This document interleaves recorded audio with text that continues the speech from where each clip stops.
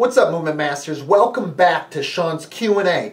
Today's question comes from Jenny. It is, what sport do you feel has athletes who have attained the highest levels of movement mastery?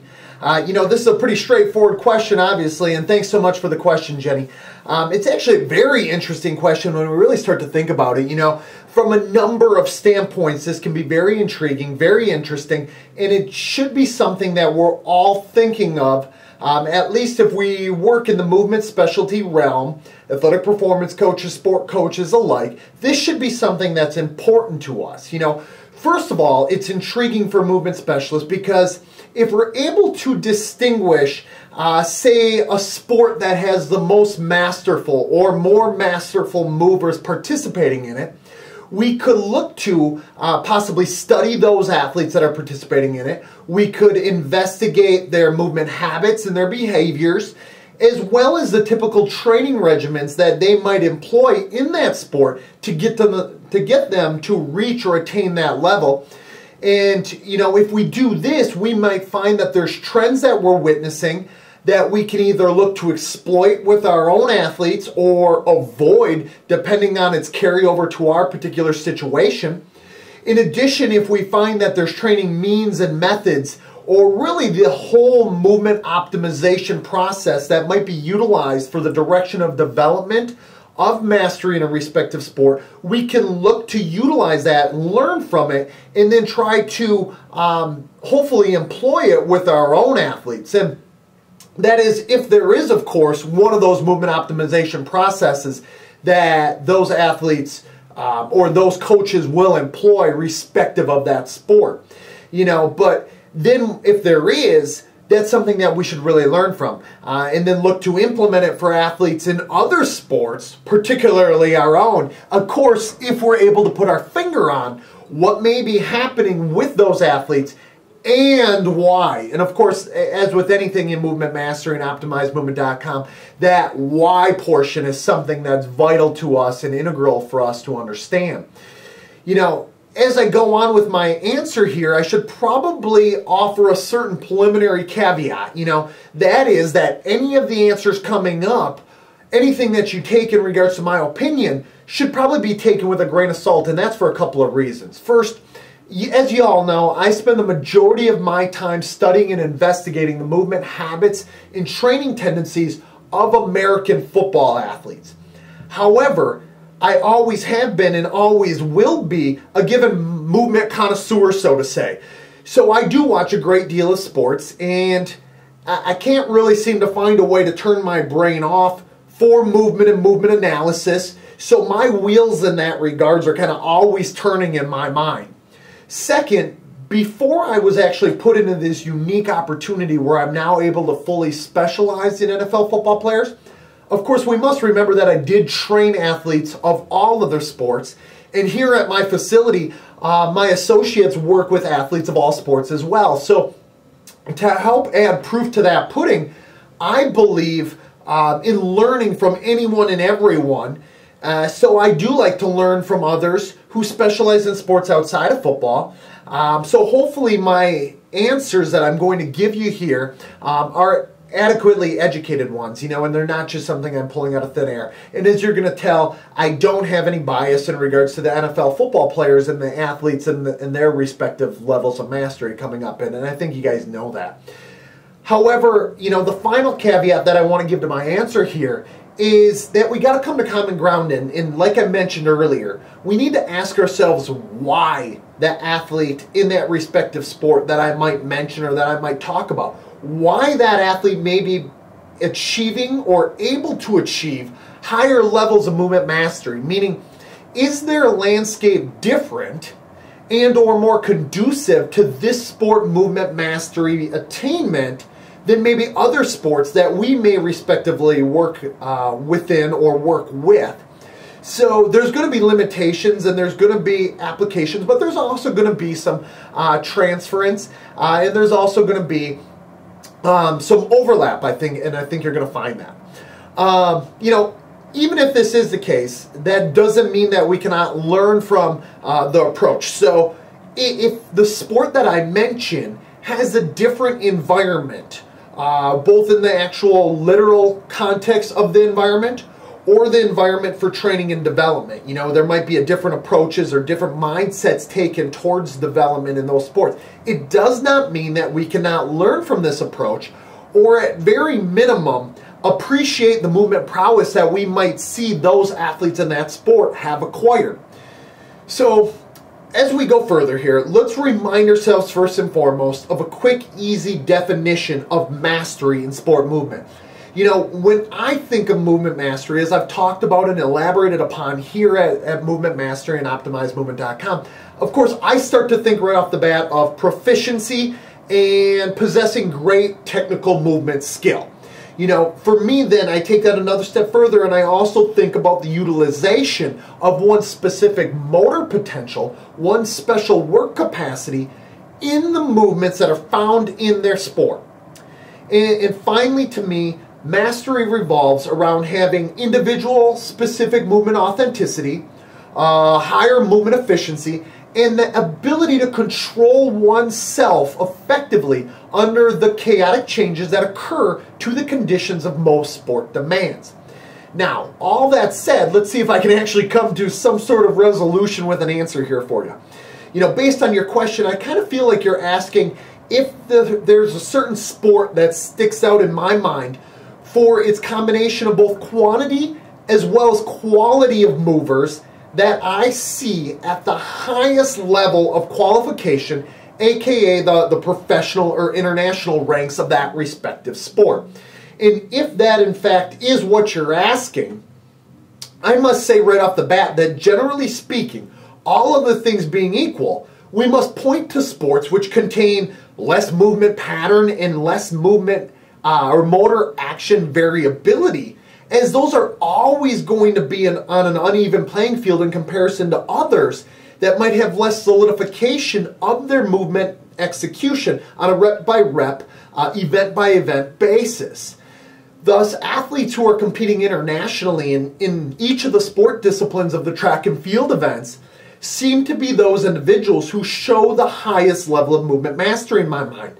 You know, and it should be mentioned that obviously these athletes get to spend years upon years working on the technical execution of only a few particular events, and once they raise to a high enough level of performance and a high enough level of qualification, they might only specialize on one task or one event. So they better become freaking masterful at it, because that's all they do, and that's all any of their training and development process needs to revolve around.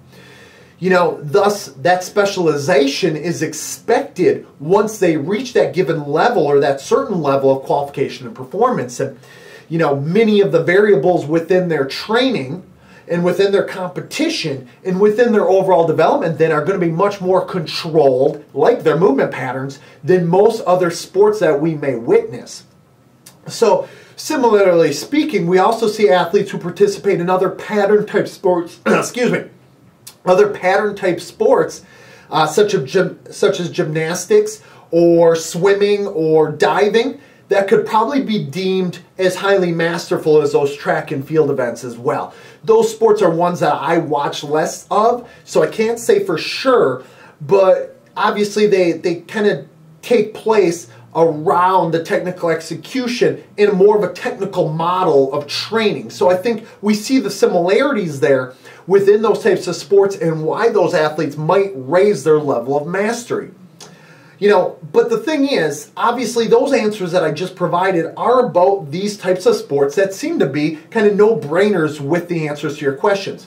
So if we kind of flip the script here a little bit and just include sports that have patterns taking place within tasks that are less controlled for and are more varied due to the frequent chaotic changes to the environment and the conditions of the environment, what sports would I feel produces the most masterful movers in those types of conditions, in those types of variable, chaotic sports? And personally, I would have to say that a few stick out in my mind, and as you could probably guess, and as I kind of alluded to earlier, the National Football League is not one of them. And ironically enough, many of the traditional sports that we participate in highly here at the higher levels of qualification here in America is not one of them either.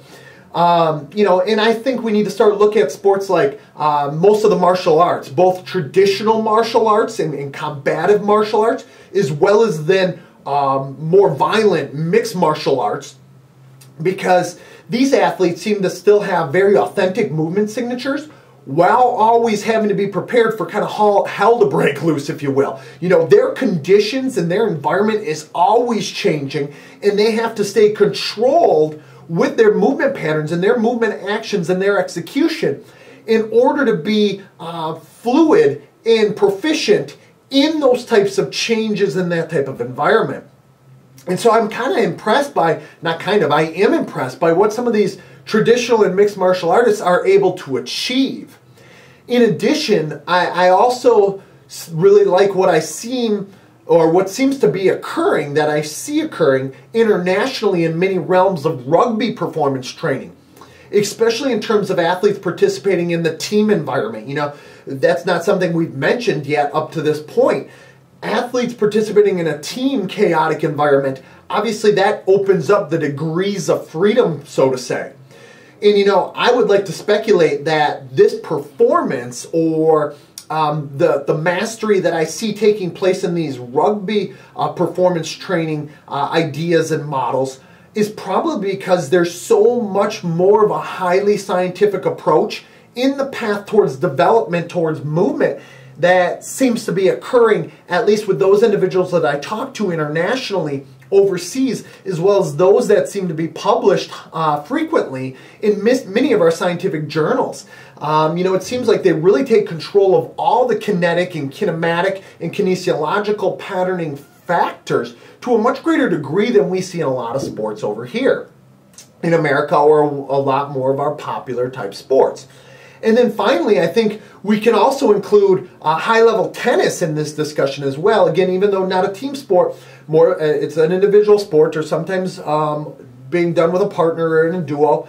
And even though some would probably argue that tennis requires a high amount of repeatable movement patterns, which it consists of, yet I believe the same can really be said for any sport, just to varying degrees, kind of, if we were to look at the movement variability and movement pattern variability spectrum. Some are going to require a lot of repeatable movement patterns, and then some are going to require not as many. But all sports that we've mentioned thus far kind of require a certain amount of key movement patterns, key movement actions that take place, that comprise our movement skills, that kind of formulate that sport. So I don't think we can exclude tennis for some of its repeatable actions that occur, especially when it's equally as chaotic, because you never know what the opponent is going to do. You can only go based on experience and how well you've been trained and how skillful you are in your movement, as well as in your tactical, technical skill display. And overall, as you can probably tell, this is a very loaded question. I think it's a fantastic question, Jenny, but it's one that the answer has a great deal of subjectivity to, and that is until we all come up with some generally accepted standard or metric of movement quality and mastery, and hopefully we get to that point at some given point in time where we put all the facets and all the deterministic factors of movement optimization and mastery together in one type of metric or model. Our answer to this type of question is always going to be based on subjectivity and bias. So hopefully you were able to take that with a grain of salt to a certain degree. And all in all, I think we need to mention that in the meantime, as movement specialists, we must all continue to investigate what others in the field of athletic performance are doing in any sport and at any level of qualification, and always look to adopt anything that we think may be able to help us or assist us in our process of attaining sport movement mastery in the athletes that we train at the level of qualification that they reside in and the type of sport that they play in. And at the same time, avoid that which we don't believe would help. So, huge, loaded question. A great one. I thank you so much for asking it. Hopefully my answer to it was enough to suffice. Again, this is always a mention to all of the Movement Mastery members out there. If you have a question that you'd like answered here on Shawn's Q&A, go ahead and hit me up. It's Shawn, SHAWN, at optimizemovement.com. And for another Shawn's Q&A, I'll talk to you next time. Till next time, Movement Masters, let's go out and get it, and let's all continue to master the art of optimizing movement.